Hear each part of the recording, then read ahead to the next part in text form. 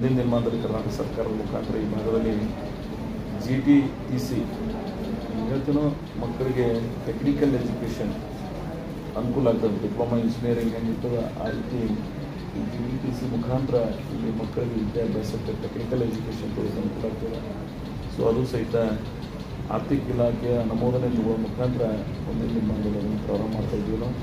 ಈಗಾಗಲೇ ಮುಖ್ಯಮಂತ್ರಿಗಳ ಅನುಮೋದನೆ ಆಗಿದೆ. ಇಲಾಖೆಯ ಮುಖಾಂತರ ಪ್ರಾಪರ್ ವೇದಾಗ ಆಗಿ ಅದನ್ನು ಮುಂದಿನ ದಿನಮಾನದಲ್ಲಿ ಪ್ರಾರಂಭ ಮಾಡ್ತೀವಿ. ಹಾಗೆ ಇನ್ನೊಂದು 4-6 ಶಿಕ್ಷಣ ಸಂಬಂಧಪಟ್ಟಂಥ ಅನೇಕ ಯೋಜನೆಗಳನ್ನು ನಾನು ಮೊದಲಿಗೆ ಹೇಳೋದಕ್ಕಿಂತ ಮಾಡಿ ಹೇಳೋದು ಒಳ್ಳೆಯದಂತೇಳಿ ಮುಂದಿನ ದಿನಮಾನದಾಗ ಅವು ಸಹಿತ ಮಾಡ್ತಕ್ಕಂಥ ಪ್ರಯತ್ನ ಮಾಡೋಣ.